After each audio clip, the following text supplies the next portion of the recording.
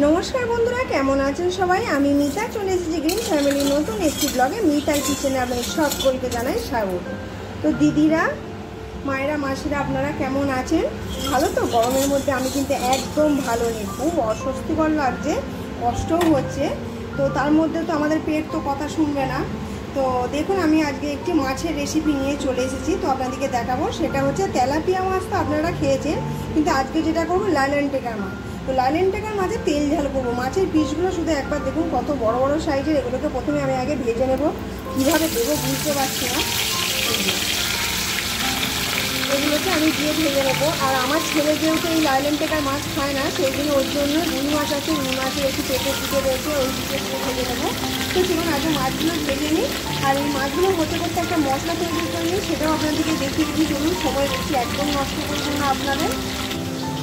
তো দেখুন, এখানে নিয়েছি সর্ষে, নিয়েছি এখানে টমেটো রয়েছে, এই যে নিচের দিকে রসুন আছে, আদা যে কুচি দিলাম না, আদা বাটা দিয়ে দিলাম, হলুদ গুঁড়ো, লঙ্কা গুঁড়ো, পেঁয়াজ দিয়েছি, আর একটা কাঁচা লঙ্কা দিয়েছি। এটা একটা পেস্ট তৈরি করে নেব।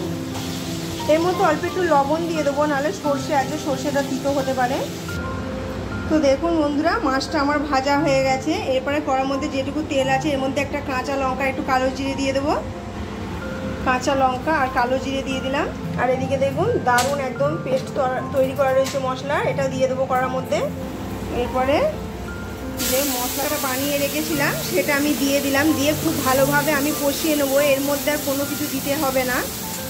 একটু জল দিয়ে পাত্রটা ধুয়ে দিয়ে দেবো।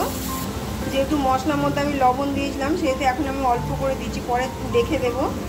এর মধ্যে অল্প একটু গরম মশলা দিয়ে দেবো, যার ফলে ঝালটার টেস্টটা খুব সুন্দর হবে। এবারে একটু জল দিয়ে দেবো। মশলাটা খুব ভালোভাবে কষানো হয়ে গেছে। দিয়ে তারপরে মাছটা আমি দিয়ে দেব। এরপর আমি জল দিয়ে দেব,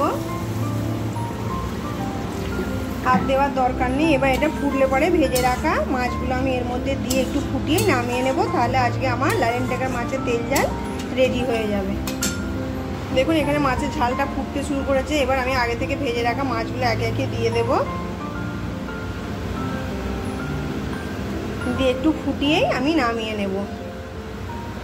তো আপনাদের কার কার এই মাছের ঝালটা আমার ভিডিওটা দেখে ভালো লাগছে, তারা কিন্তু আমাকে কমেন্ট করে অবশ্যই জানাবেন।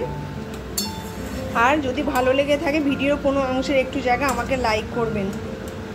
এটা ফুটুক ততক্ষণ। তো দেখুন, কালারটা কত সুন্দর এসছে। এবার এটা হয়ে গেছে। ওপর থেকে অল্প একটুখানি সর্ষের তেল দিয়ে দেবো। এই মাছের গ্রেভিটা একটু রাখছি, এই কারণে ভাত দিয়ে খেতে খুব ভালো লাগে এই মাছের গ্রেভিটা। এই যে গ্যাসটা বন্ধ করে দিলাম। এবার একটি পাত্রের মধ্যে ঢেলে নিয়ে আপনাদেরকে দেখাচ্ছি আমি। তো দেখুন বন্ধুরা, এই যে আমি ঢেলে নিয়ে এসেছি। তো চলুন, আজকের মতন আমি ভিডিওটা এখানেই শেষ করছি। আপনারা সবাই ভালো থাকবেন, সুস্থ থাকবেন, সাবধানে থাকবেন। আর আমার ভিডিও যদি আপনাদের ভালো লেগে থাকে আমাকে কমেন্ট করে অবশ্যই জানাবেন, আর একটা লাইক করে দেবেন। টাটা।